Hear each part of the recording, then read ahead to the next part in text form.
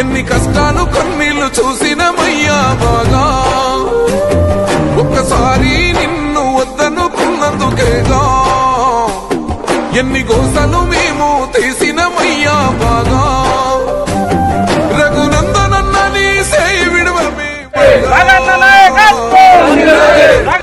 నువ్వు మాతోనే ఉండాలా నువ్వు మాతో ఉంటే సాలో అన్న రఘన్నా